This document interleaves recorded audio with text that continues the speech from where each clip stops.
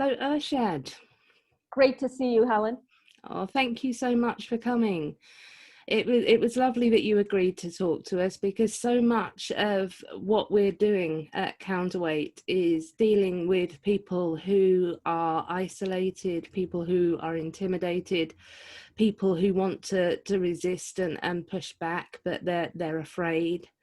And we're dealing really with a need to kind of create a community, a supportive community of people who are knowledgeable and confident and feel like someone's got their back. Essentially, we need to make them feel as though they have the moral courage to go forward. So when I'm thinking of this, I think who should I speak to about moral courage? Who can give our people some advice on how to achieve that, and how to support them to achieve that.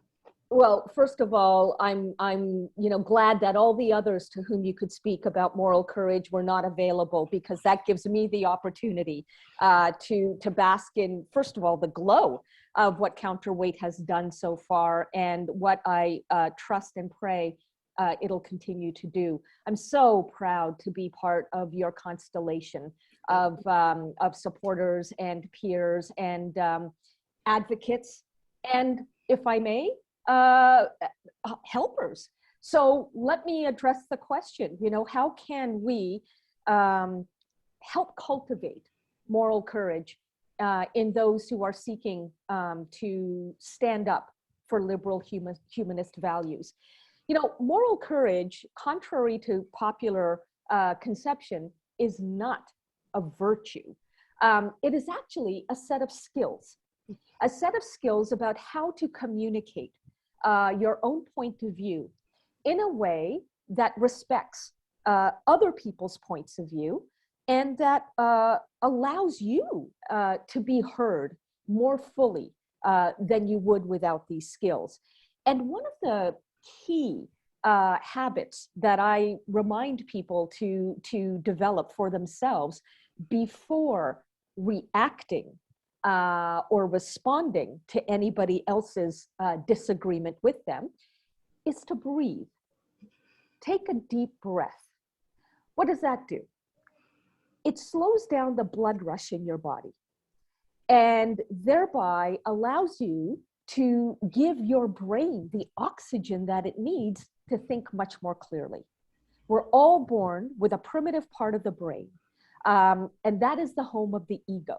And the ego is constantly scanning for threats. The problem is, though we're led to believe the brain is an awesomely intelligent organ, there's a part of it that isn't very intelligent.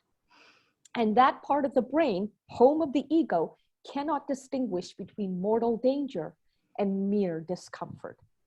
So when we live in a time like ours, where we're all immersed in technologies that are deliberately designed to amp up our emotions, the ego brain is in overdrive.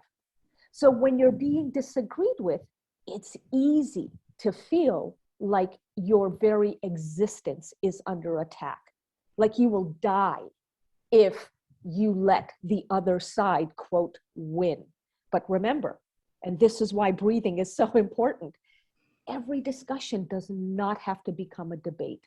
In fact, the moment we turn discussions into debates, listening goes out the window, because there can only be one winner in a debate.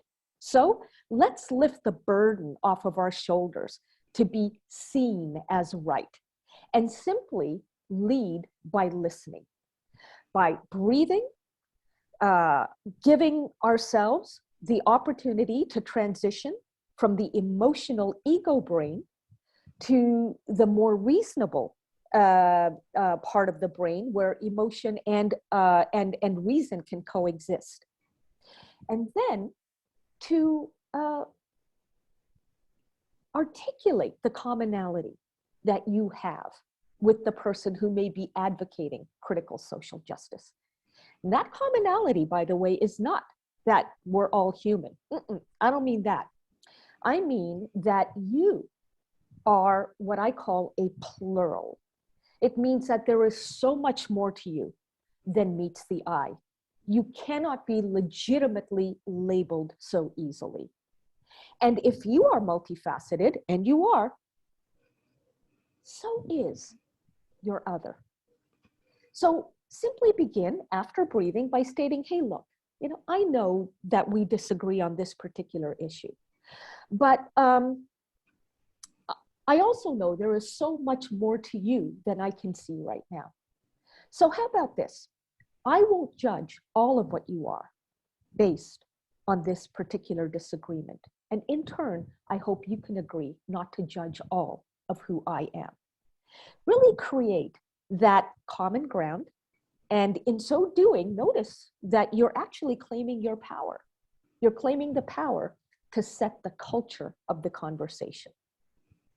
And finally, as the beginning of the conversation, ask your other what you're missing about where they're coming from. Now, that is a very humble way to sustain what ought to be a dialogue. And behavioral science shows that when you can lower the emotional defenses of your other by caring genuinely about why they believe what they believe, they will be much more likely to reciprocate and give you a fair hearing. So you see, none of this is about being nice. None of this is about being civil for the sake of civility. No, it's about becoming a more effective communicator of your point of view.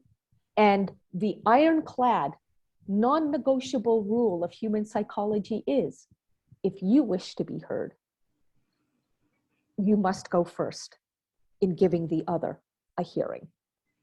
So, these are just some basic skills to develop the courage to not fall prey to your ego brain.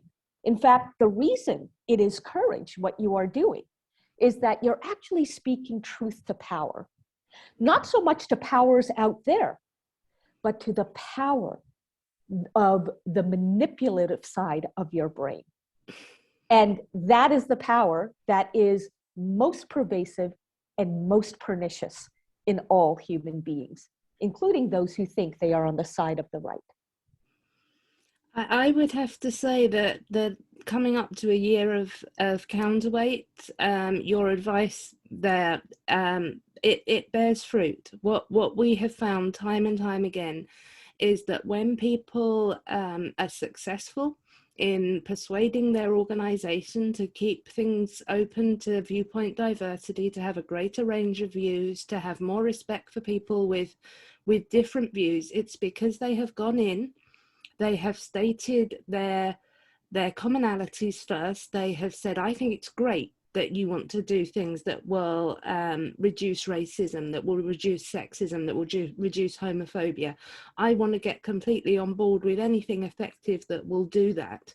Can you explain to me a bit more what you mean by these certain terms? And then perhaps I can explain why the concerns I have about them. We go in with this conversation and it works, and in an enormous number of times it works. The first interaction is about questioning and people being sort of patient, persistent, but firm. It doesn't mean being a pushover. It doesn't mean letting your principles go. It just means consistently assuming that the other person is trying to do the right thing and asserting that you too are trying to do the right thing. And one of our very, very first members, 8 months it took her from her first gentle questioning and raising of concerns to get a really quite authoritarian mandatory training made voluntary. And so persuasive and convincing was she that she's now on the Diversity, Equity and Inclusion Board. She gets to look at the schemes that are coming through and evaluate them. And she's amazing. She's done it. We stole her for Counterweight. She's now a central member of our team. So I agree that, yeah, this is certainly what works. It's much easier, I think, when you're going into an employment situation where people don't really necessarily know precisely what critical social justice is. They just think that it sounds nice and they use the right terms.